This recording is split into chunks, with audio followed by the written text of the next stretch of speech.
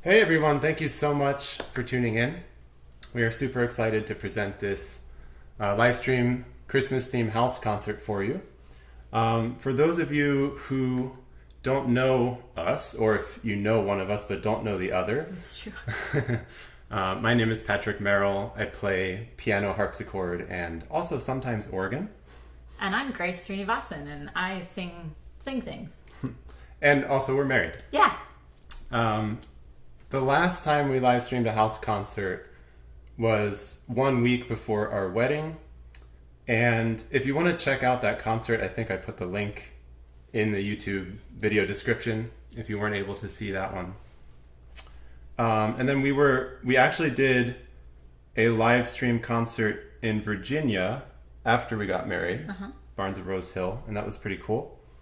But we were just blown away by the vibe that we got from doing a virtual concert, because everything in these times of plague feels so cold and distanced, and we were just really surprised at how connected we felt to everybody that was watching and texting us during the concert. It was just a super cool experience. It was good for our musical souls. Mental health.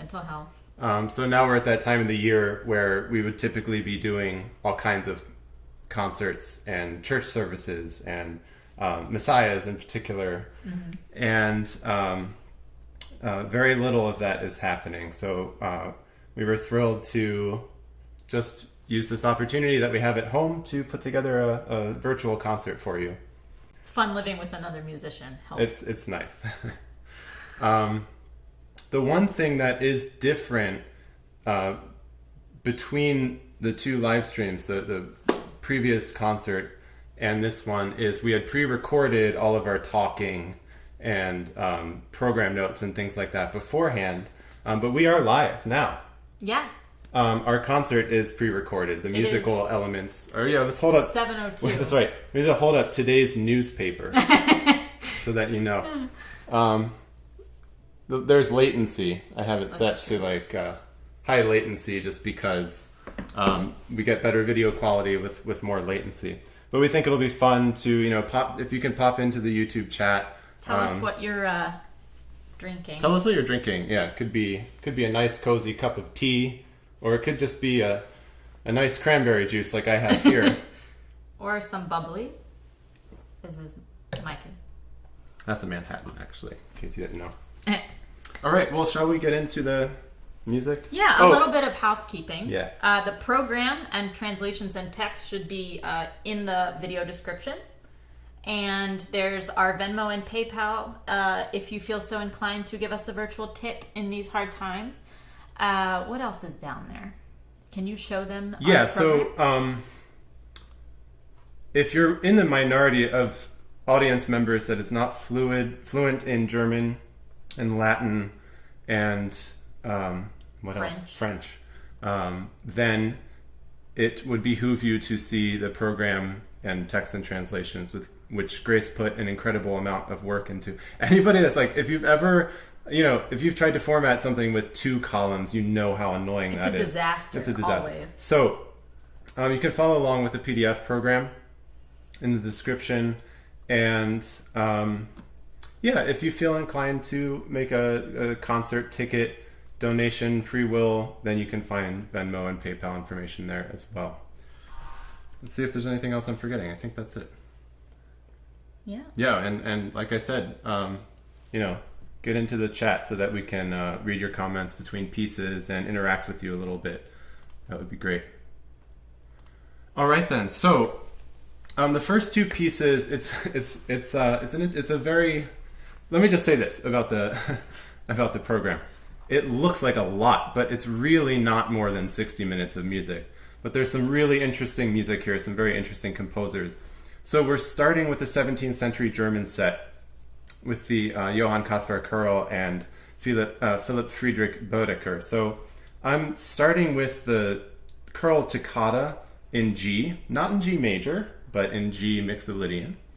And this Kerll Toccata is super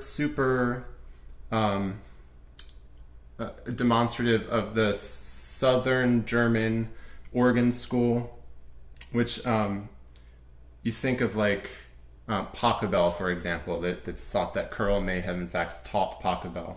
And you hear a tremendous amount of Italian influence, so Frescobaldi influence, for example.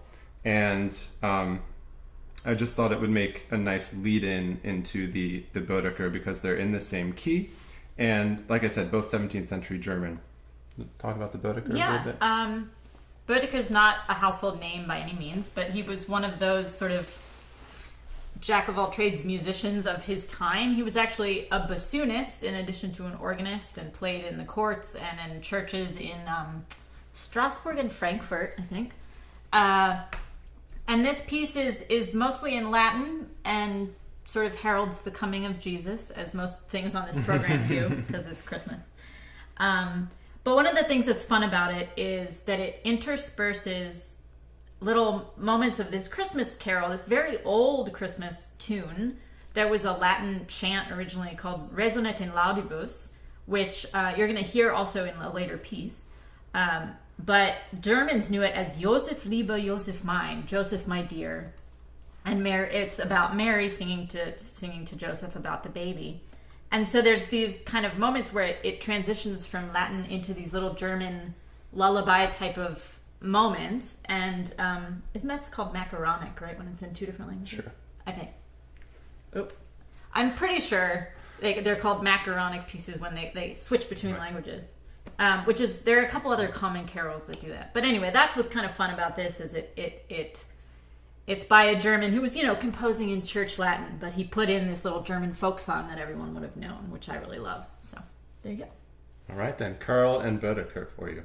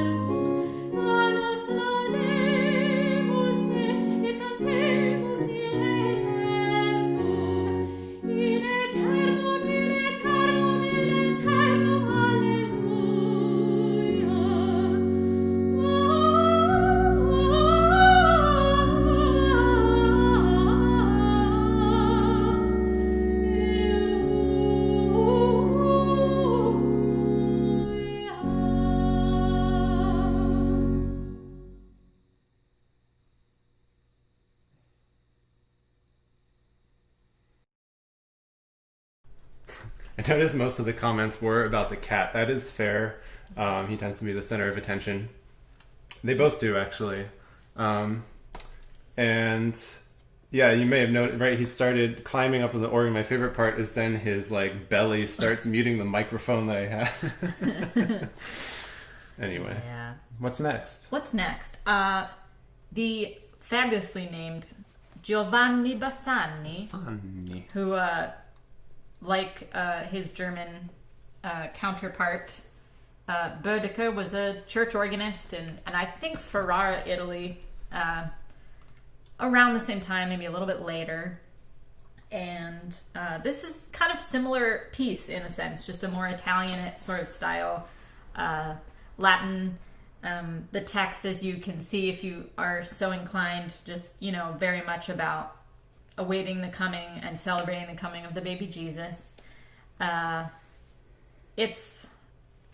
There's not a lot of sort of Christmas music. It's actually kind of hard to search for Christmas music when you're planning a concert with two people, because most of it is generally obviously, because it's a big holiday, big ensembles, things like that. Yeah, I wasn't about to do like Handel's Messiah, orchestra reduction on harpsichord, Yeah, that's not going to happen later. You're welcome. But, so, there's a little bit of exploration that has to happen, and all the musicians that are watching know of IMSLP, which is the big public domain website where you can look for music and sort by instrumentation. And this was one of those pieces that I was like, oh, that's interesting. And then you search it on Spotify to listen to. And as is the case with a lot of early music, because it's a small enough world, you'll find a recording with someone you know. And it was fun because the top recording, and it's fantastic, is sung by a baritone by the name of Max von Egmond, who was a coach of mine at a summer program in San Francisco years ago. So I'm sure he doesn't remember me, and I'm sure he's not watching this, but he's fantastic, and go listen to that. But I think we did a good job. Shout out to someone who's not watching. Yeah. That's great. Yeah. But I think ours is nice too.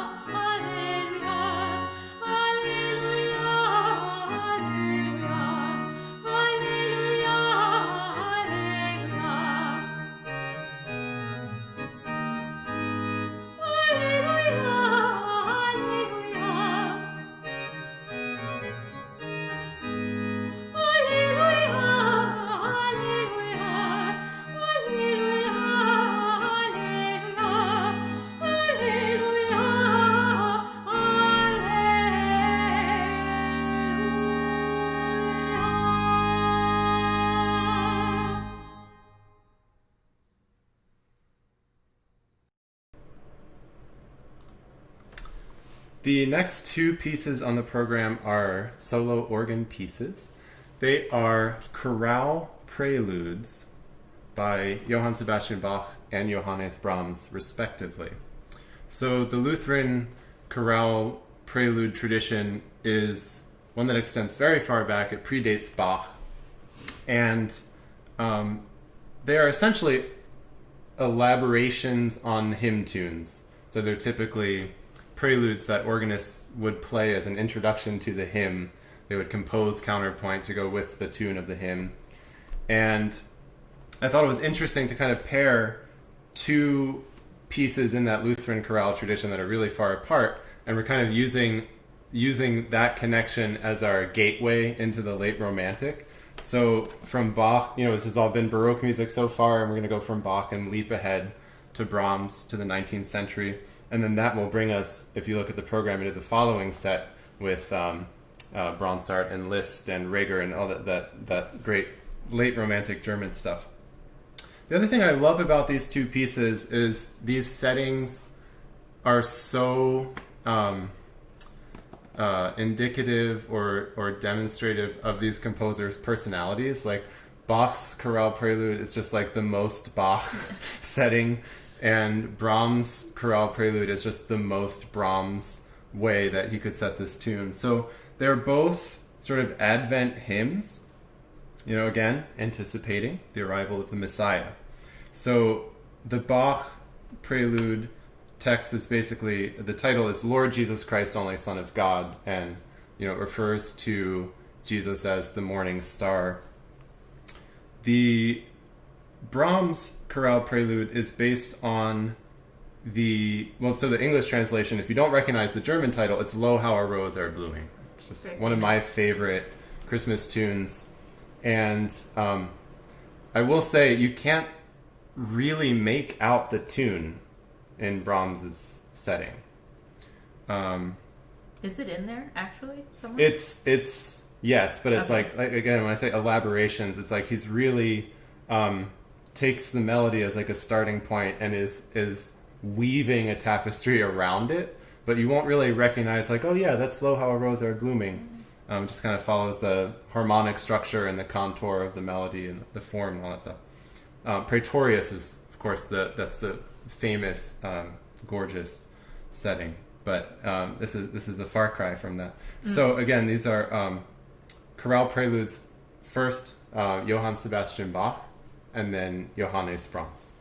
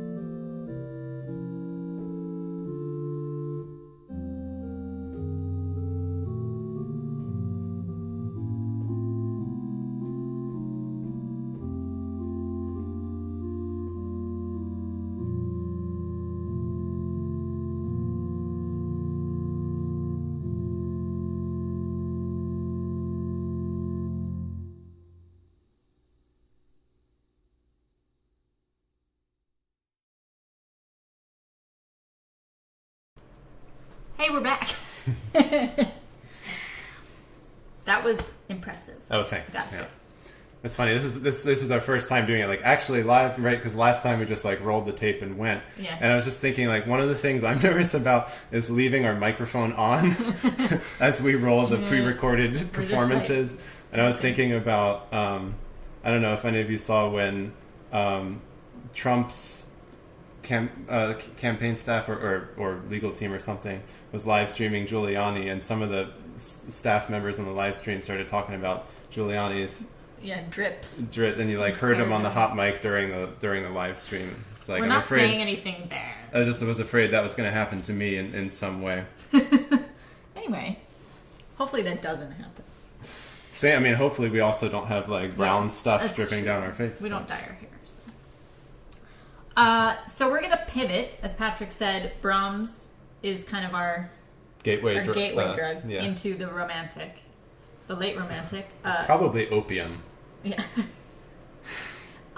It's not a place that I generally find myself as a singer, because the stereotype is very large voices. But another thing we've been trying to do is broaden our horizons in terms of repertoire in all ways, and that includes finding lesser known music by awesome people. In this case, a Finnish-German woman named Ingeborg von Bronsart. Great name. She was a fairly famous pianist. She was a concert pianist. She toured as a concert pianist. She studied under Franz Liszt, who will come up in a moment. And she wrote this set of 5 songs. So if you look on the program, it's called Fünf Weihnachtslieder, which means 5. And Weihnachten is the German word for Christmas Eve. It seems like they use it as Christmas, because Weihnachtsbaum just means Christmas tree. And these 5 songs are sort of just sweet little, kind of simple vocal lines, but very romantic in style. Very romantic. And the text is, one of them is about, the wise men brought gifts, and all I can bring is my heart, and the star, all of these kind of very classic Christmas sort of ideas or moments in sort of these nice, simple poetry. They're really beautiful, and they kind of, we've listened to a few of other things by her, and there's some great piano music, so I'm excited to see if she's written more songs. Yeah, when I was exploring her music, there's incredible piano fantasy. Really cool piece. I thought about programming it, and I read through it. I was like, oh, I can't learn this in time. But I really want to check out some more of her piano music. It's very cool stuff. So romantic. Like, one comment I had when we were rehearsing is like, look on this page, how many times did she write retardando? It's just like, slow down. I'll take a slow. Yep. It's so schmaltzy and like cheesy, but like the best kind of cheesy. It's really gorgeous. Mm-hmm. So I paired this little Liszt piece with the Bronsart songs because, well, Grace mentioned the student-teacher relationship, and that set of songs, the Fünf Weihnachtslieder, are dedicated to Franz Liszt on the title page. That's right. And then, so just a little bit about this little Liszt piece. It's really, really cute. And it's like not substantive at all. It's just like this little cute piece. It's from a set, a Christmas suite, basically. And I just thought some of the little details about this were interesting. So Liszt's daughter, Cosima, she married the conductor and the student of Franz Liszt, Hans von Bülow. And then later, she left him for Richard Wagner. Cosima was born on Christmas Eve, so her birthday was on Christmas Eve, and so we have some people in our family with those holiday birthdays. So the holiday becomes this joint celebration of birthday and Christmas together. This suite that Liszt wrote was dedicated to his granddaughter, Daniela von Bülow, and it premiered on Christmas Day in 1881. The movement, the scherzando movement, is it has this subtitle, which is "Lighting of the Candles of the Christmas Tree." Which, when I read that, I was like, okay, well, that explains like why it's so cute. But it's like, oh my god, before electricity, like they were really out here, like just like lighting little candles on trees, lighting dead trees on fire, like just putting. Like they were really just putting candles in trees back then. That's wild. In the Nutcracker, we used to mime lighting the candles. Right.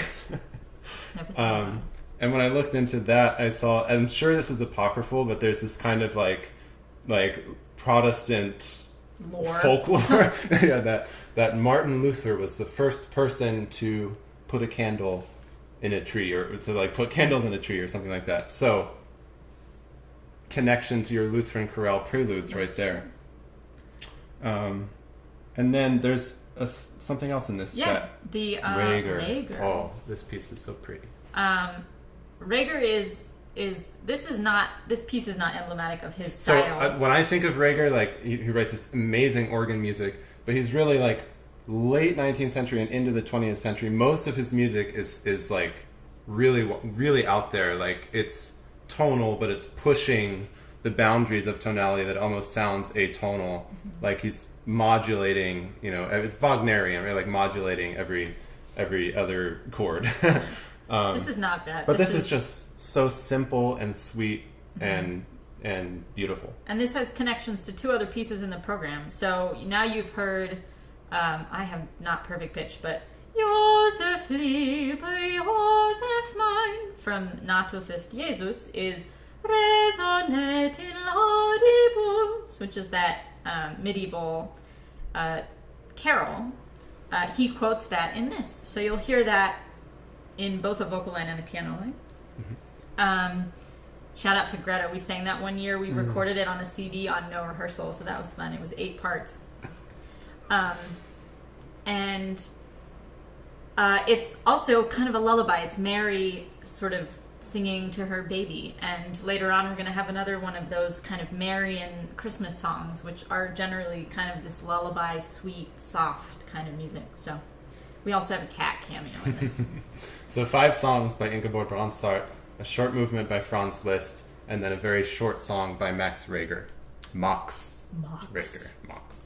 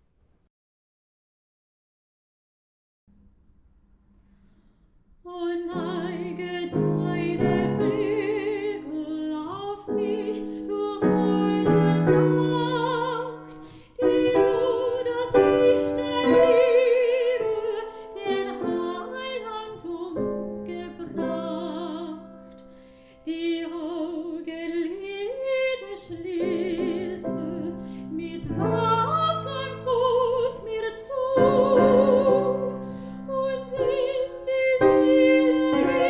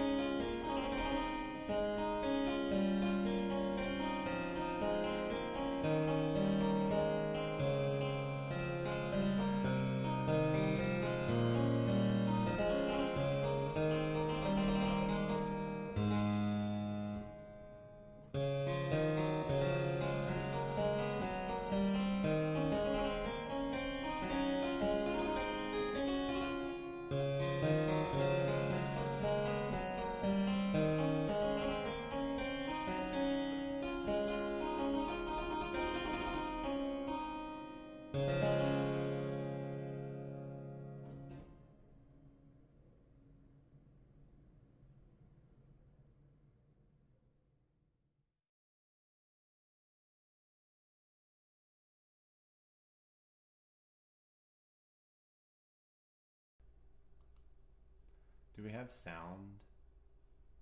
I don't know how to figure that out because there's quite a delay. We're going to find out if you can hear us in a second. Sorry about that technical snafu. Make it a little bigger. Oh yeah. Learning as we go. Can you hear us?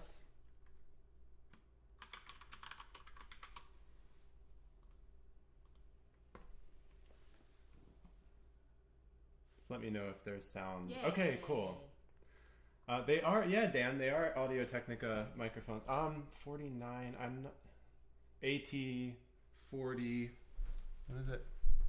4040, AT4040. Yeah. So it's funny because when we were talking, we had a few shout outs that were missed. So first we were talking about holiday birthdays before. Yeah, I'm going to make a big deal of the fact that my cousin Sarah was upset that we didn't mention her holiday birthday, even though 4 of my cousins, we have holiday birthdays. Thank you for texting. Sarah is New Year's Eve, Jack is New Year's Day, I am Halloween, and Rose is she's November 25th, which is sometimes Thanksgiving. So that's cool. Anyway. And I was just saying before, because during the Reger, I guess that was also muted. I was just saying how Max Reger has his own solo piano arrangement of that Virgin Slumber song, which is what I stumbled on first, and then saw the version for soprano and piano and asked, was it muted? I can't remember what was muted and what wasn't, so sorry if I'm repeating myself.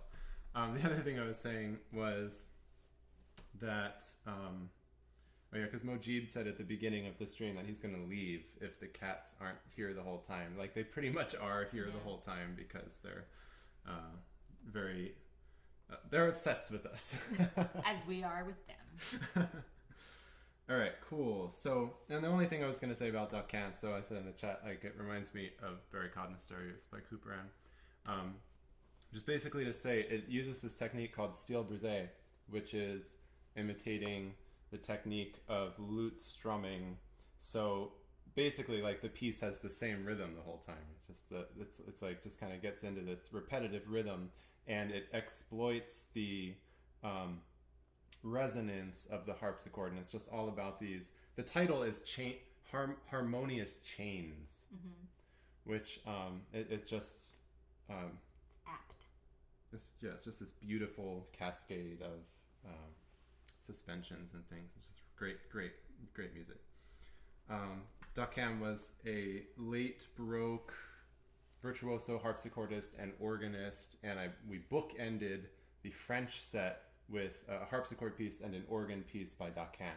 So we're going to go into some late romantic, early 20th century French music now. Is that right? Yeah. Yes. So it's 3 songs by a trio of Frenchmen. Maurice Ravel is the first, Noël des Jouets. Christmas of the Toys, and each verse is about sort of a Christmas toy. And this is written around 1905, 1906, I think, and this is Ravel actually also wrote the words. And it is just very Ravel-y in its in tonality. That the piano part is really hard. And the piano part is insane. But it doesn't sound hard, it's just... No, but it's really hard. Yeah. It's a lot of, like, doing this. It's just mean. Yeah. But it's really fun, and is always... I feel like, for me, singing that kind of music, you feel a sense of accomplishment when you actually get it right, because it is so...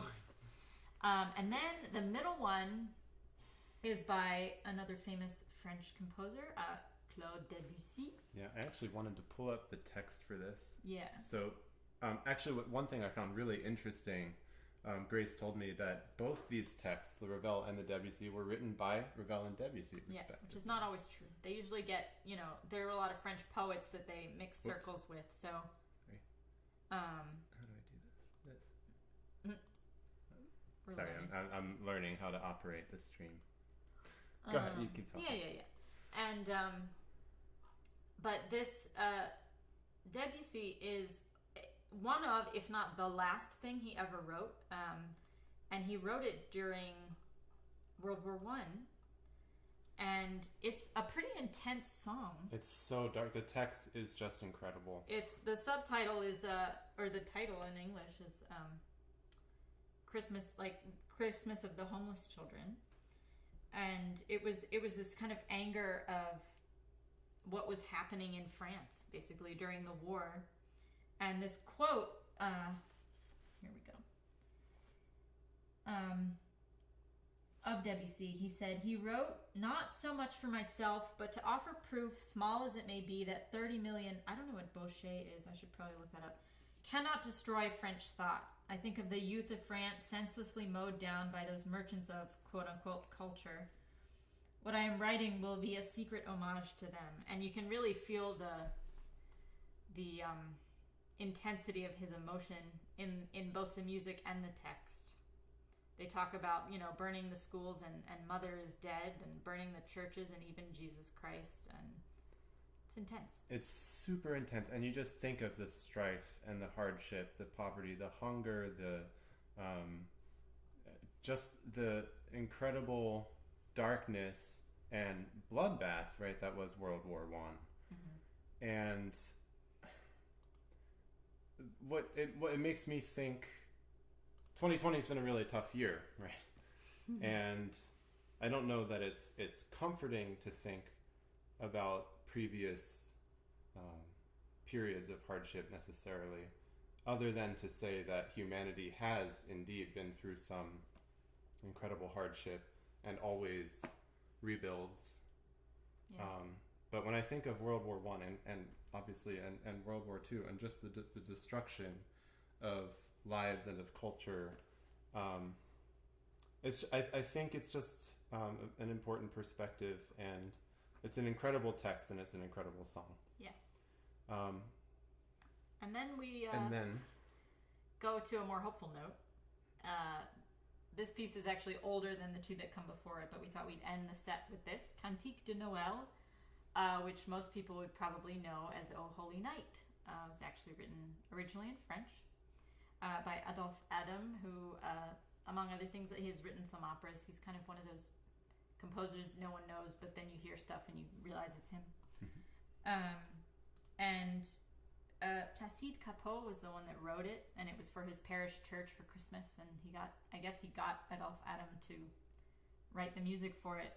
The famous English text that we all know was written by a Unitarian minister, John Sullivan Dwight, and is kind of a loose translation, not really a direct one, but you can hear that the melody, although for sentimental reasons, I love O Holy Night, sing it every year on Christmas Eve, but the French really fits with it too, and it was really fun to sing that for the first times. Oh yes, and Billy Newton in the live chat, Bosch was a pejorative term for German. There you go. So thank you for that. Yeah, much more well educated than I am. So you'll get some atmospheric French, some really intense French, and some very beautiful French.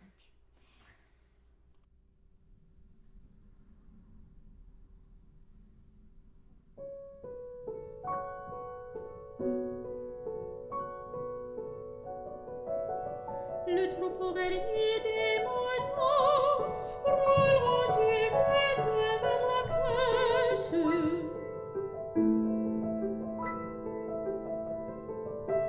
Les lapins tambours brefs s'arrachent, couvrent leurs ailes, gravir les troncs.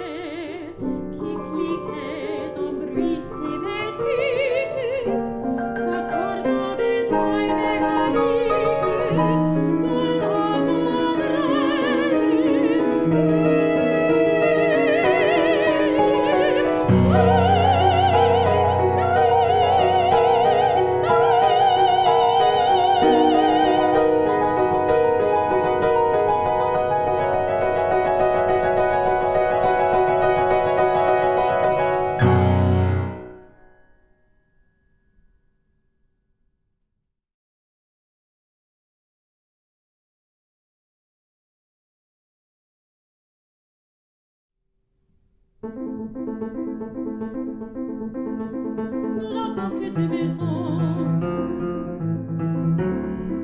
Les ennemis sont trop pris jusqu'à notre petit lit. Ils ont brûlé l'école et notre maître aussi. Ils ont brûlé l'église et Monsieur Jésus-Christ. Et le vieux pauvre qui n'a pas pu s'en aller.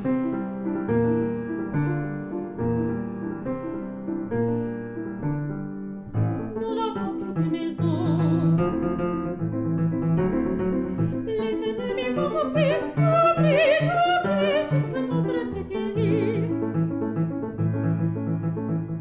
Bien sûr, papa est à la guerre, pauvre maman est morte. Avant d'avoir vu tout ça, qu'est-ce qu'ils vont faire? Noël, petit Noël, n'allez plus jamais chez eux, petit Céline. Vengez les enfants de France, les petits Belges, les petits Serbes et les petits Polonais aussi.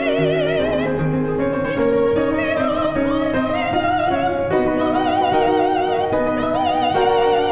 surtout pas de joujou, tâchez de nous redonner le pain quotidien.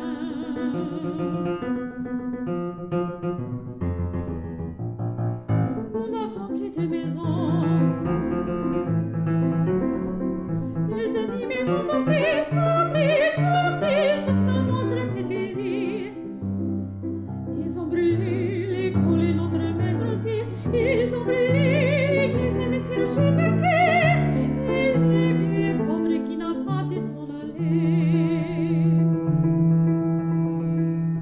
Noël, écoutez-nous, nous n'avons plus de petits sabots. Mais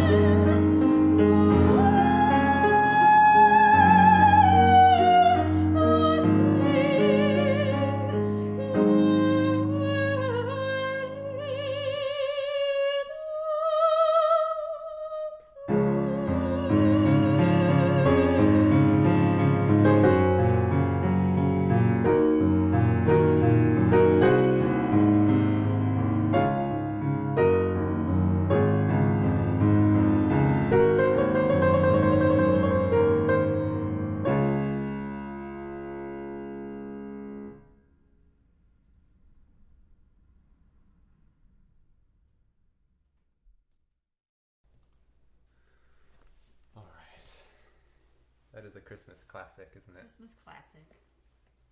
Nice job on the high note, by the way. That was very nice. Thank you.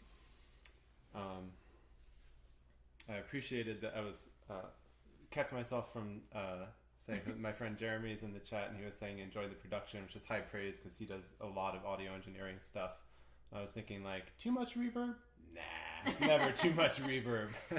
Yeah, we have to fake it because this room is, you know, a living room in a house. Oh, there's a dab of reverb on there. Just a dab will do ya. So I did mention earlier that we bookended the French portion here with Daquin. So we had the Daquin harpsichord piece, and this is my mom's favorite piece. She loves the Swiss Noel from Daquin's collection of, how many is it? 10, 12, something. I didn't even write it down. Oh. But he has a book of Noels for organ published in 1757. And this is by far the most famous one. It's just a lot of fun. The Swiss Noel.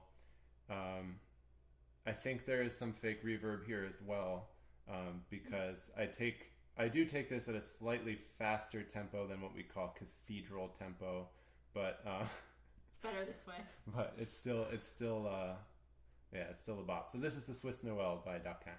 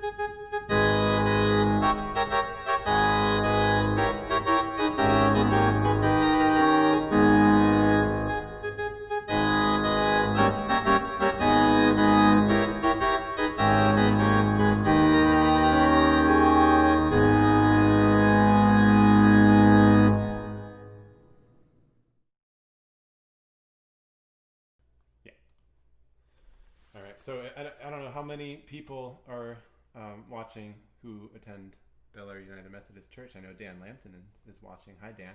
I used to play that Christmas Eve quite regularly. That was usually Christmas Eve prelude.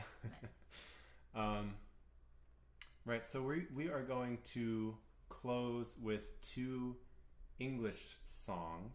I suppose we'll introduce them one at a time. Yeah, sure. Because they're short and sweet. Yeah. So. The first is "Sweet Was the Song the Virgin Sung," which is by that. Every musician has the joke at one point or another by that very prolific composer, Anonymous. Right. By someone, we don't know who. Circa 1550-ish. It's kind of in that lute songy style, I would say. It's like 4-part harmony, but a lot of times it's performed with some sort of continuo instruments and a singer. And like that Reger that we heard is this sort of Marian lullaby sort of style.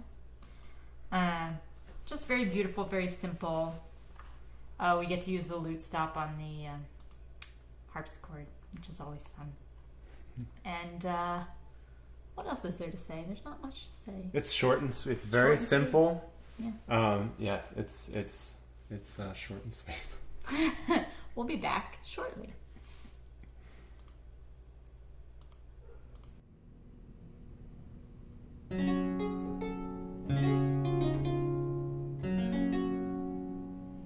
Sweet was the song the virgin sung, when children from Judah came, and most believed of her Son. Blessed Jesus hath turned in.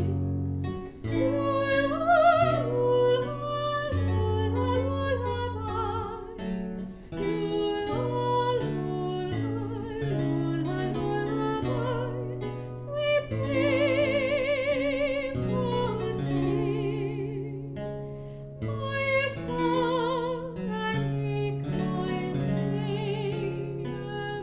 born, which hath vouchsafed from on high to visit us that are forlorn.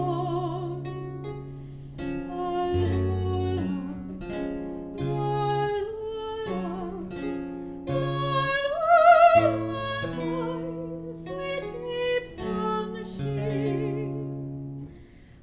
and rocked him sweetly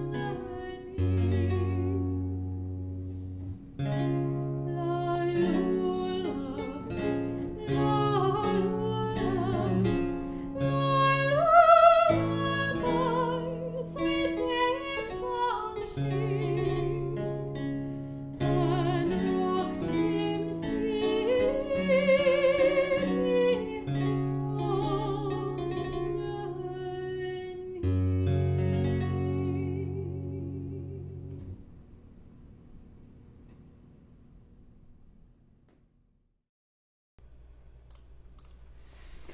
All right then. This is so the one, not in a bad way, cliche piece on the program.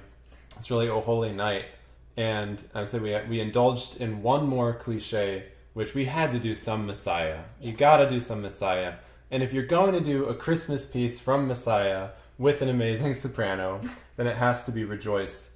And I'll just say a brief piece about the version that we're doing. So.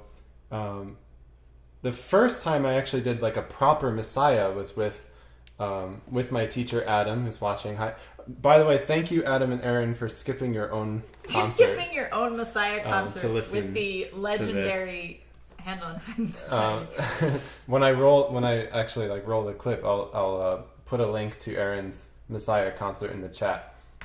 But it looked like a pretty amazing production there.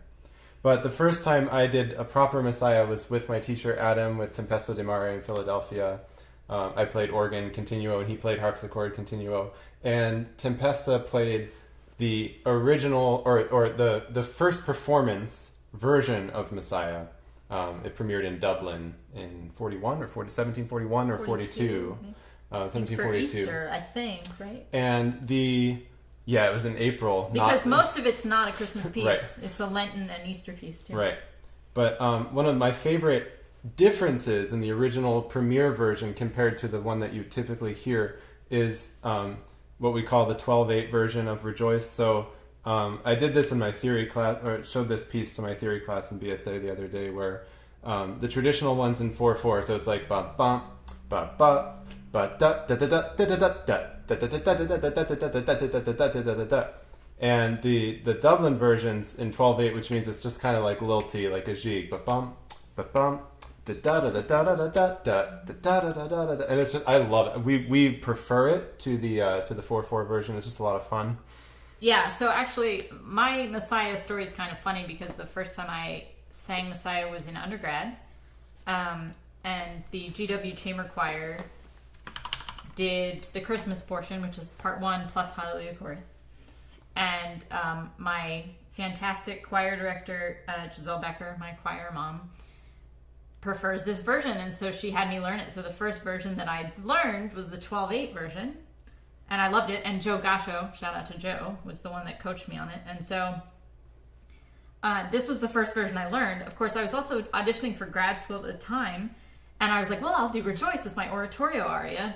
And everyone was like, you can't do 12/8. No one does 12/8. It doesn't sound as hard because it sounds more natural. Mm-hmm. It's not like easier, but it sounds less hard because it sounds less frantic. And so I then learned the 4/4 version, went and did an audition, and I decided to do it memorized, which you don't have to do with oratorio. You're allowed to hold your music. But I tried to do it memorized, and then I screwed up because I started doing the 12/8 version, and then I had to apologize and explain why. Anyway, it was a disaster.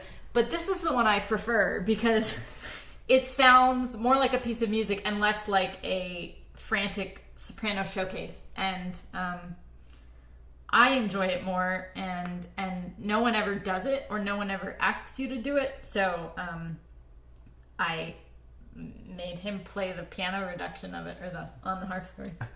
So when I played this in class the other day, this student says, she's a soprano, BSA student, she's a soprano, senior.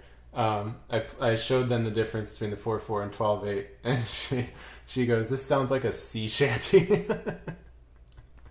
Like, no. It's a soprano sea shanty. And we all know that harpsichord, that orchestra reductions sound amazing on harpsichord. So this is.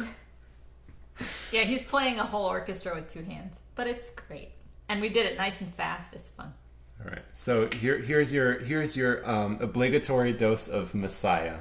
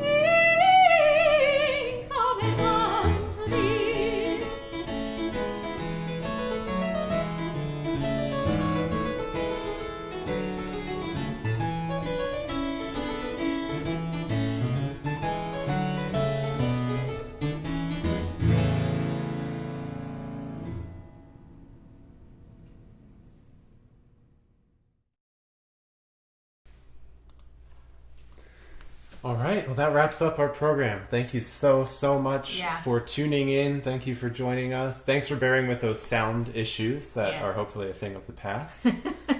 This was a little bit of a learning curve for us.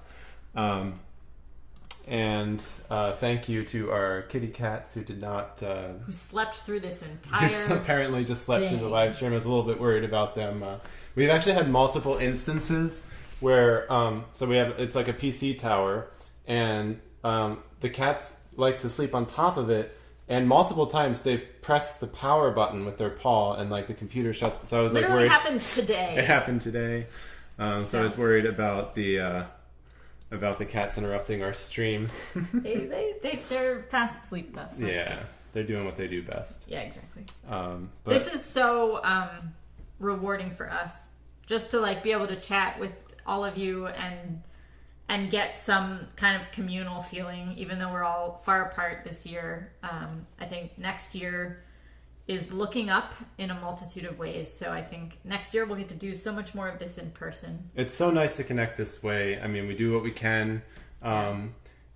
It's so I have family in Maryland, mom and dad. Thank you for watching in Maryland. I have the grandparents in Bel Air, Maryland there, my mom and dad. Thank you for watching.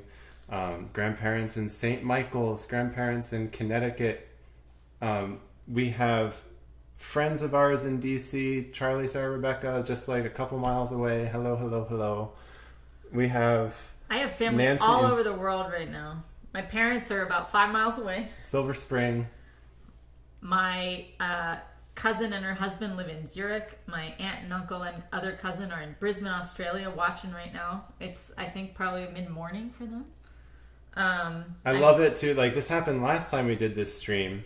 I always love it when mom comes to my concerts. But then we always get get these people that I haven't seen Jeremy, I haven't seen you in years. It's awesome that you popped in. Thank you for coming by. Mojib. Yeah. Last time I heard from Mojib, I think he's a Harvard guy now. Yeah. Right. Billy Newton from church, you're always such a wonderful patron of our music program, and Greta and our choir friends, and it's just fantastic to feel supported. Admiral Richardson, Dana, it's just, family and friends all over. Mr. Giddens, my first grade teacher. Jack and Bina and Jack's college roommate, I think, Paul. That's awesome. It's just so great. Aaron and Adam. There's so many people. Right. And Mojib said... Noe! Hi, Noe. Noe in New York. Noe and Leo. Mojib said, imagine a concert, church hall full of 60 plus people. It's like, it's so weird how that does seem like foreign. Yeah, Boston. That just seems like impossible, right? Carolyn, thank you, Carolyn Winter of Capriccio Baroque, Carolyn and Don. Manassas fam. So glad that you could tune in. Manassas, yes. And the Philly fam. Delaware right, fam. Winnie and Mike. Tim and Michael. And I know not everybody makes it into the chat, but it's always fun. It's always fun to interact Mark with you in the chat. Hardy. Thanks, Mark, for tuning in. Appreciate it.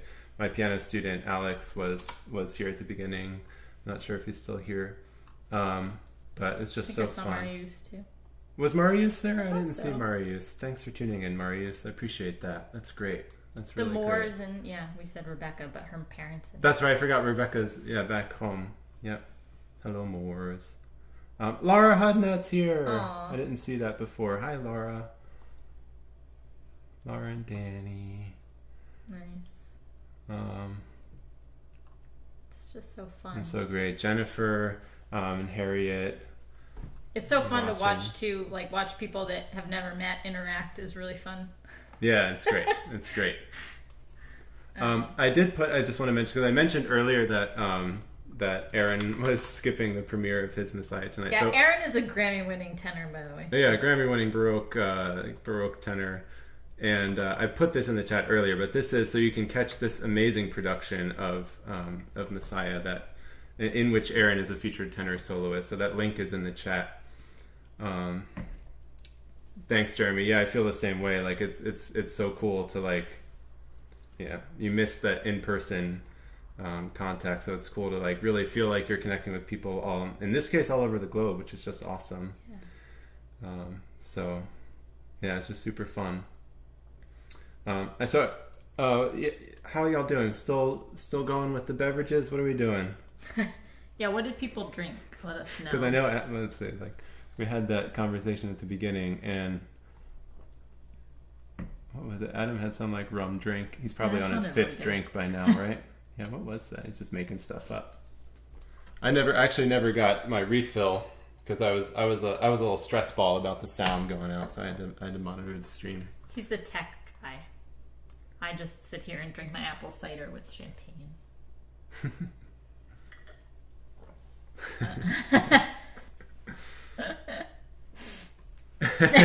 Yeah, Mojib put my Venmo in the chat, which is very sweet. Thank you. Jack thought it was Mojib's Venmo, which would be a pretty great move. I like that too. It's and Dave. Oh my gosh, I haven't seen them. So for people who don't know, there's a group of families that from my kindergarten class became what is known as the knitting group, because the moms were all part of a knitting group. The knitting doesn't really happen. I'm pretty sure maybe Susan and Nancy Hirschbein still knit. My mom has not knit in a while now, but those families have been friends from kindergarten, and all the kids, we're all grown up now and everything. But Dave and Margot and Julia moved out to New Mexico many years ago, and I haven't seen them in years. But that's awesome. That's the fun part about this, is even if you're not in the same city, you can still have a communal experience. My brother in Oklahoma. Thanks, Hey, Kevin. Kevin and Kenzie. Thanks for tuning in, guys. That's great. Corbin. That's awesome. Oh, Corbin's here. Hey, Corbin. I still haven't seen the season finale of The Mandalorian. He got spoiled by Twitter, though. I did get spoiled. I won't tell you why or by whom, but yeah, I still need to catch up on Mandalorian. Ooh, I had a French pastry in lieu of a drink. Noe and Leo sent us did they send us a picture of it, or they said they made mulled wine Yeah. for the performance tonight? That's impressive. That's nice. I like that. Adam and Aaron are exercising discipline with their beverages. That's great. That's great. You just have some blondies instead. What do you put in mulled wine? I've never made mulled wine. Have you made mulled wine? I've had it. I don't think I've made it. I've never made I it, haven't made it. My mom. Put the recipe in the chat, please. Mom, did you have red wine? I should probably ask. Oh, Jack has an interesting proposition. Nice. There. That's a good deal. It's a good deal. That's probably like pretty good going by the market rates there. Yeah. Not too many, Jack. Margot. Oh, that's great. It's fun. I haven't seen Margot in so long. Yeah. Kinda. We gotta come up with our next concert theme now. Yeah, that's true. Sorry, I know our video is probably, like I said before, it's probably like 30 seconds behind your comments in the chat. That's We're true. coming to you from the past. Cinnamon, cloves, fruit. Oh, interesting. I'll grab a cat Oh, yeah. real quick. Now they can be annoying. Now they can be annoying. Cloves, cinnamon, and... They're both on top of the piano. Oh, yeah. We put a blanket on the piano, and they've... Here, I'll pass you a cat. Ah, it's a cat time. Hi. Oh, my goodness. Small boy. This is Mr. Henry, who's annoyed to be awake. Little shadow boys. So I don't know if you noticed, my favorite cat cameo is at the beginning of the Revel. I'll actually roll it because it cracks me up. At the beginning of the Revel, you'll hear this like microphone bump sound, and Henry's just like inside the piano. I think it's at the beginning of Revel, isn't it? Yeah, there he is. Like, you see this little shadow boy in the corner. Creeping them in the back. He bumps against the mic. I don't know if you can make it out. They're camouflage boys. That's my favorite cameo, and he's just like in the instrument. So that's Henry. They are very upset to be disturbed from their naps. Oh, there's the mulled wine recipe. Yeah, very nice. That sounds good. Greta heard that. Thump. So there are like two points in the live stream where the cats bump against the microphone. It's classic. He's upset that he's woken up. That's great. Oof. Oh man. Dropping off. Sorry, we're just kind of like chilling here because we don't have anything better to do. We got to order some food though. We haven't eaten dinner yet. I know. We're trying. I think we'll do kitties. Will be kitties. Yeah. We still have piano colored. We still he is piano colored. Oh, Jeremy. Classic. Yeah. It does add character. Yeah. See, Mojib. Yep, exactly right. I told you they. Kevin too. Kevin is here for the cat content. Kevin has a kitten. My brother has 2 cats as well. I have a cat hair in my mouth. Although Kevin may have turned off the stream. Nah, he wouldn't. Not when the cats are here. What was I going to say? I forget. It's our dinner. I'm going to have dinner. Yeah, because I was going to say, like, even though it's a live stream, so the music's pre-recorded, but I still kind of get these, like, these kind of pre-concert jitters, even though it's pre-recorded. Obviously part of that this time is like the live stream aspect and the tech and stuff like that, but it still feels like a performance, which is kind of funny. And yeah, Jack said we made aged eggnog. Interesting. so we actually that sounds really good, and we actually addressed this earlier. You could open it on the live stream if you want. You want to? Because I know what it is. It's my present, but I asked for it. We have some other presents. Here's the thing too, is I know what this is. The box should not be this big, and we're confused. I think we know what it is. Like, I'm wondering if it's something that. Well, yeah. We'll find out. But this is. I said earlier in the chat the wrapping courtesy of Jeff Bezos because it's convenient to just add the gift wrap on Amazon. I mean, Eat the Rich and all that, but like I end up using Amazon a lot. I mean, sorry, Jack. Don't. Yeah, Jack works for Amazon. Go, Jack. You're awesome. We do use it a lot, to be fair. It's really challenging. Oh, right. And my mom said you don't really love cats until you have a cat tattoo. Kevin has an amazing tattoo on like his thigh that he got in Japan. This is not doing what I want it to do. How's it going? I just can't loosen it enough. This is our first time unboxing, which is why we're so bad at it. Yeah. We don't typically do unboxings on YouTube.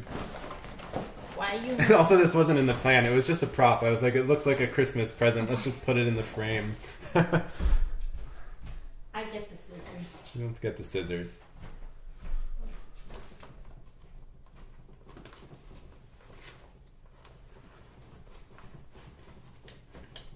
We have... As a lefty, I can't. There it goes. Oh yeah, lefty using these scissors, classic. All right, it looks, yeah. Ooh. Ah, fragile. It must be Italian. You get that reference? Who gets that reference? Is that an Office reference? No. No. It's older than that. Oh. Fragile. No? I'm gonna wait for somebody in the chat to get that. I know somebody will get that. Yeah, it is the real thing. Cool. There we go. Nice. Yeah, so this was not so much requested as how did it break? I don't know. We broke a wine glass recently. We don't have that many, so yeah. We've broken many of them. We used to have 4. We don't have 4. Yeah. Ooh, they're nice. Yeah. They're John. Merry Christmas. Thanks. Christmas Story. Got it. Oh. Yeah. The lamp. I won an award. It's a big award. I've only seen that once. Oh, and there's the cat in the box. Oh yeah, there really is a cat in a box. He's like, ooh, box. Oh, box. Bubble wrap.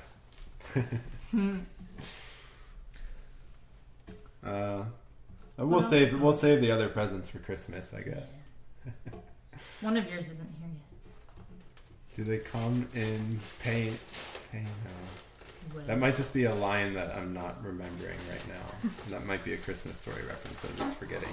But that one went over my head, unfortunately. See if I can pan. I go this way.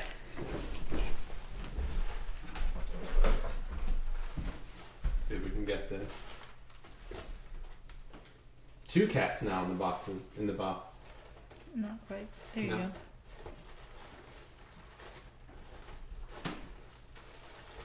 Hey. No, we just have a vague cat butt in there. Oh, there we go. Why is it? Oh, it's just covered up by that.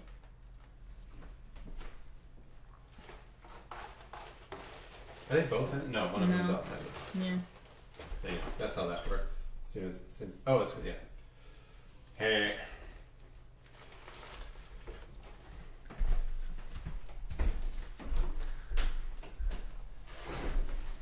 Thanks, Mojib. It was nice to Thanks, Mojib. see ya, hear ya. Franzia. Franzia, that's good stuff. One of the funniest articles, like satirical. I think it was satirical. It might have been real. If you Google, look up a sommelier reviews Franzia wines. It's great. It's like this one has notes of Gatorade and pairs well with pork rinds. It's really funny. Look up sommelier reviews Franzia wine. I know my parents are in Kingsville sipping that box wine. Nothing wrong with it. We had a box. It's gone now. We get our wine from Costco. That's so. true. Thank you, John and Dana. Thank you for tuning in and your support as always. Yeah. Just fun. It was a lot of fun. Thanks, everybody. We're just kind of keeping the stream open because it's fun when people chime in. I know this is not like, we're just vamping. Yeah, we're vamping toward nothing. Yeah, we didn't plan on doing an encore due to the... And this is like the funny thing about a live stream concert is you can drink and watch yourself play. It's really strange. It's really weird. It's kind of a different vibe. Still going crazy in the box there. Yeah. So, yeah, you don't want to like... I didn't... Yeah. Black box, not Franzia. It's classy box wine. We get Kirkland box wine. Kirkland brand. Very my favorite. Yeah, it's true. It stays better longer, right? Correct. And there's more of like it. Yeah, it's just better. I enjoy the box. Oh, I do too. Yeah, that black box. What was I saying before? I forget. Nothing important, probably. I woke up the cats and I was wandering around. Little nightmares. Little house panthers, as Greta called them. Oh yeah, thanks Greta for feeding them, and we went to St. Michael's. Oh yeah, Paul. That's when that was. Right? Totally.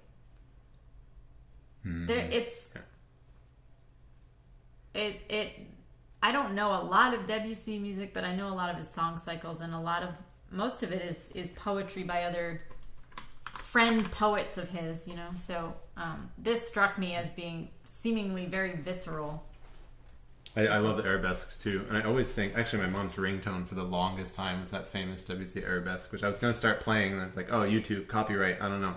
It was like, blah blah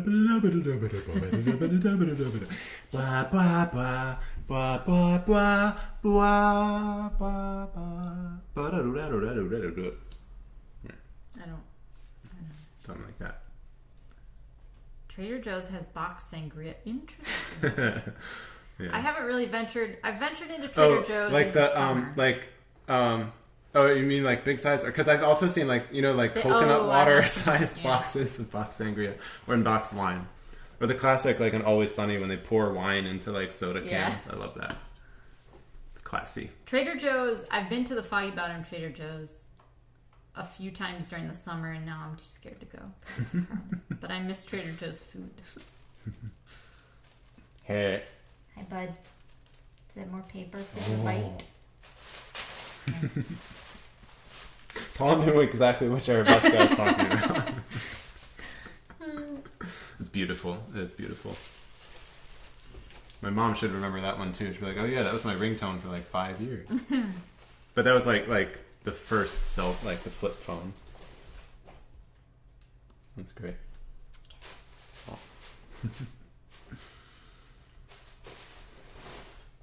Well, we're trying to figure out. We'll probably get some. 4 bottles worth. Oh, okay, big box, big box.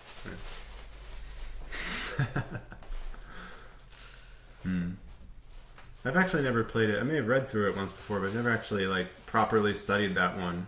Paul, it is so beautiful though. Maybe we'll put it on the next house concert. Yeah. It has to be a staple now, because our first house concert, again, see the YouTube description, for the 5 of you that are left watching us now. We put a link to that French house concert in the video description. It felt like a little throwback to that when we did Ravel and Debussy this time around. True. So we'll have to keep that as a staple. Yeah. Keep doing Ravel, Debussy. I love that stuff so much. Poulenc. Yeah. It's amazing. We didn't do a Poulenc cycle last time. We should do that. Onegger. Just do all a Lay-6. Mio. Yeah, Lay-6. It's, oh my gosh, that early 20th century French vocal music is just amazing. So beautiful. I love it. My goal that I never achieve is to get better at playing piano / any keyboard instrument. Sometimes we swap lessons. Yeah. So I'll pull out a Handel aria for bass. It's rough. You don't want to hear it. Thanks, Jack and Bina. Thank you so much for listening. It's awesome. Yeah, it's fun. It's fun to do a piano lesson and a voice lesson. She's always just like, stop worrying so much about singing in tune. You're close enough. He sings like an instrumentalist. Yes, yeah. I don't know how to describe what that means, but I sing like an instrumentalist. And I play like someone that doesn't know how to play. Pretty good. Thanks. Yeah, pretty good reading skill. My reading skills are okay. My technique is made up. Technique is made up, though. The only thing about technique, and thanks, Alex. That's nice. So glad you could tune in. That's awesome. I hope your wrist gets better soon. My piano student. Yeah. I told Alex when I was younger, I was probably 9. Maybe I was older than that. I broke my right wrist right before an audition. I think it was a Peabody Prep audition or something like that. And yeah, it sucks to be a pianist and have any kind of hand or wrist injury. It's really not fun. Oh yeah, Uncle Michael, we have a cat playing with tissue paper and a cat in a box. Yeah, right they're. Oh! We fell over. We just did an unboxing. Grace opened her wine glasses. And your parents will stay here forever. yeah, I'm fine with that. We'll just like keep the stream Thanks. on until it's down to That's 0. fine. We don't. I mean, we're just chilling. You know. We could move it to Zoom, but it would be. Marius, thanks so much for Marius. listening. That's really nice. I'm so glad you could tune in. This was fun.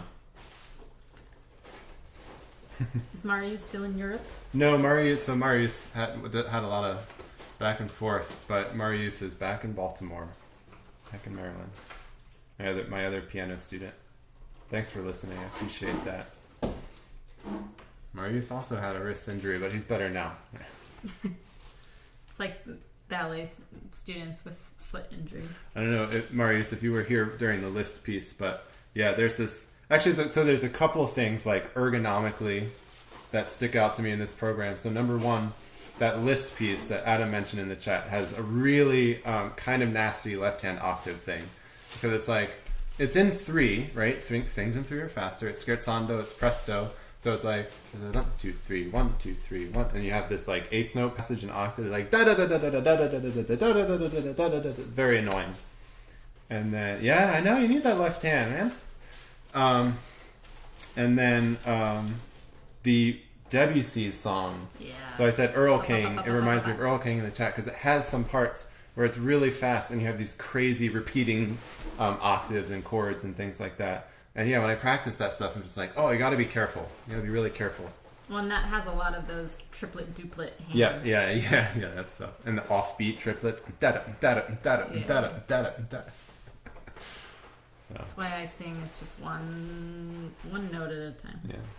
No, it's funny. Like you don't think about playing instruments being like a sport, like an athletic endeavor, but it really is. I mean, just about every pianist I know has had issues at one point or another. You know, you think you're immune. You think, oh, I'll never get injured because I never have, and then it happens.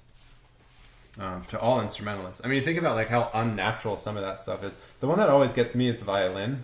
Like you're just like spending all this time like that. Yeah. But so many of them get tendonitis. Right. Yeah. But thanks, Alex. We'll do. Yeah, we'll definitely do this again. Yeah. We tend to. So, and to those who inquired or commented about, I'll just say the reason we do pre-recorded. It's actually interesting. There've been some articles about this now that we're all in plague times and we all the concerts have to be virtual. So sometimes people do straight up live stream concerts. You know, they'll set up in a concert hall in a church with no audience and hit, start stream and do the concert live. That's all fine and good. I mean, you saw what happened today. You have sound issues when it's live often.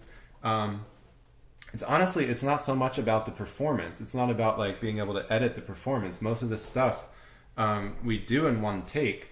It's more about the quality of the audio and video.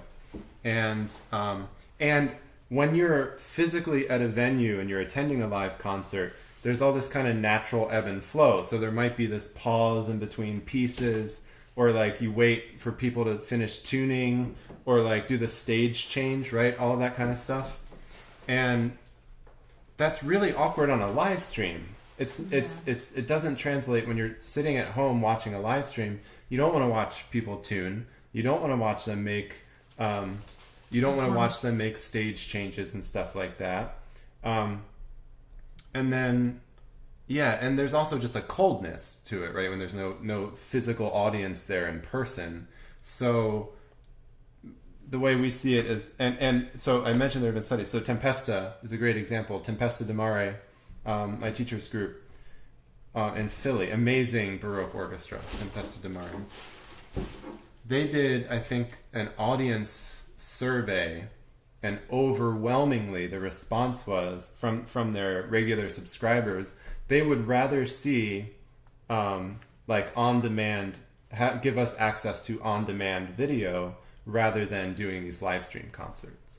And Apollo's Fire, the early music group up in Cincinnati or Cleveland, Ohio, same thing, that the audience survey, they're like, yeah, we don't really want to see live streams. We'd rather you like produce it, have nice looking video and good sounding audio, nice, good mix, all of that kind of stuff. So that's why if there, I know a lot of people watching are musicians, so that's honestly what I recommend as a format. That's what we have found works best. And it allows us. We have one very good quality camera. Patrick has a sort of cinematic style camera, but we just have one. So we, most of the stuff we can do a full take or a couple full takes, and then we'll usually kind of get a second angle so we can fake kind of a more cinematic Merry Christmas all. Thank you so much for coming. It's so sweet of you to just come join the fun, so we appreciate it.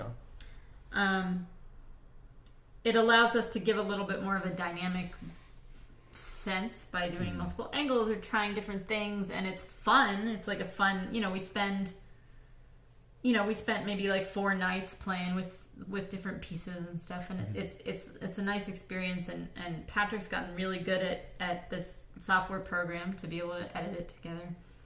And it's like, if you can't have the live experience, I think it's worth putting the time and effort into making it a cinematic one, right? Otherwise, it's just someone points a camera and hits record, and the performers don't get. That's so funny, Alex. So this is totally true. I think about this often because when I first started working at BSA, it was weird because I was just out of undergrad, was working on my master's program, and Dr. Hardy. I still call him Dr. Hardy because, I went to high school there. And Dr. Hardy invited me to start accompanying the choir. When I started working at BSA, that's all I did. I didn't teach anything. I would just go and accompany the choir. I lived a block away from the school. And it was so weird because I'm sitting behind the piano of like Alex said in the chat, that recital hall stage. And in fact, much of BSA hasn't changed at all since I've been there. What has changed are a good number of folks retiring. I've told some students there before, when I attended there, it was a very transformative time. There were a lot of Adam, can you put that link in the chat? Let's share that with people. Not that we have a high audience retention rate at this point, understandably, but do share that. Yes. That's awesome. Did you record it yourselves, or you had it recorded separately? But was it third-party recording, another tenant thing? Or? But anyway, yeah, BSA underwent all these renovations and stuff like that while I was there from 9th grade to 10th grade. So Alex, I don't know if you can imagine this, but the music department used to be up on the 6th floor, not the 2nd floor. So the music office, all the practice rooms, there were some practice rooms on the 3rd floor. It was totally different. We need to go watch some of Aaron's Messiah. Thanks, guys. Thanks, Adam and Aaron, for joining us. That was really fun. Enjoy the performance. Okay, so we'll obviously spread that around, but enjoy Messiah. Thanks. Yeah, but otherwise, since they did the renovations at BSA, nothing has changed, and it was so weird when I started working there. Just feeling this is well, plus, as a student, it's the recital hall piano, and then it becomes it's just Is that where I've been? Yes. Yeah. Grace came to a student recital at least once or twice. Yeah. Oh, cool. Emmanuel Episcopal. Okay. Nice.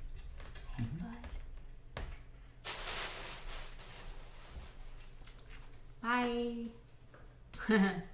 Is that right? I didn't even know that. See, the funny thing is, since I've started working at BSA, I actually never go up beyond the 2nd floor. I really don't. I go up and I go to sometimes the ballroom, but usually up on the 2nd floor, and that's about it for me these days. It's funny. Never go up. The academic world there is pretty far removed. That's funny. The 6th floor is the forbidden corridor in Harry Potter, right? Fluffy. That's nice. I meant to shout out Sue Wolf. Kosa, that's so nice. I'm sure she has since signed off, but Aunt Sue, I meant to tell her and hold up the card. I've had the... Oh, yeah. from Aunt Sue a card on my refrigerator because I've been meaning to send a thank you note, and I will do that. She sent us a wedding gift, and it was very, very sweet.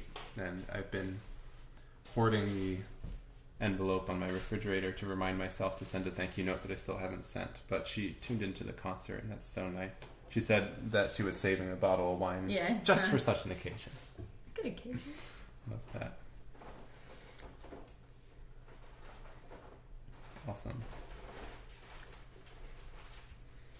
Let's order some food. Yeah.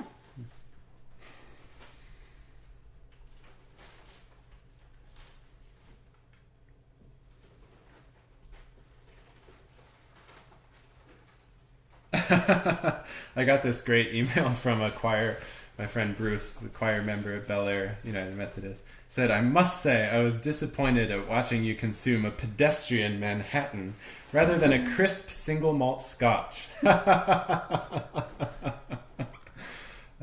couple bottles of Macallan, 12-year-old, each matured differently. That's great. Well, the scotch is I'm sure Bruce has since been very bored and tuned out. But I do have scotch is, of course, for after the live stream. So yes, will be. Oh yeah, my dad. What I love past about my dad's bedtime. Bye. Oh night, yes, night good pop. night. Go eat. That's true. We can get started while we're streaming. It's fine. We'll shut down the stream soon, but we can get started. We're gonna try to order the diplomat. We're being fancy. We're treating ourselves because it's concert night. You want to look? Go ahead. I put mine in. Oh, you did? Yeah. Okay, that means you have to vamp. Okay. I was about to say something. Oh, I was just going to say what I love about Manhattans. Because I say this a lot. Is that a lot of people don't like them because they're strong. But what I love about... Thanks, Noe. Miss you guys. Miss Can't you. wait to see you in human form someday soon. That the Manhattan is just it highlights the quality of the liquor you use. So I kind of splurged recently. Usually I buy Kirkland, whatever, the cheapest thing is. But I splurged on some Angel's Envy bourbon. And so the Manhattan, because it's just those three ingredients, just add the little sweet vermouth and bitters, it really highlights. So if you use a quality bourbon or rye, it's just delicious. I love it. Good night, Rattle. Thanks for tuning in. Good night. Did you add a creme brulee? I put 2 in. They're really small. They're Diplomat. They're very small creme brulee. We don't usually order out. We eat at home all the time. We've been very good lately. Very good. Let's see what we got going on here. Bye, Kevin and Kenzie. Thanks, Kevin and Kenzie. See you virtually on Christmas. Yeah, looking forward to the gift exchange. Yes. So that definitely not coffee-related gift that you received.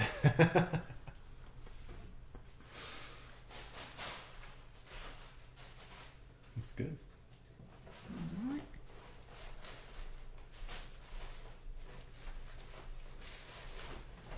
It's fun to see all the statistics here.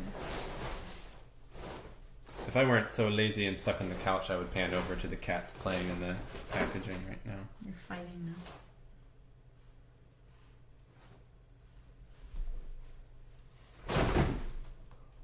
All right. Chat's dying down. Thanks, everybody. Thanks for keeping us entertained. Yeah. I'm sorry we weren't making much of it. We were just we'll leave the stream open. If you want to hang with us, that's cool. But we had a great time hanging out with you. So, again, thanks for tuning in. Yes, this is so much fun for us, and we're glad that it seems to be fun for you too.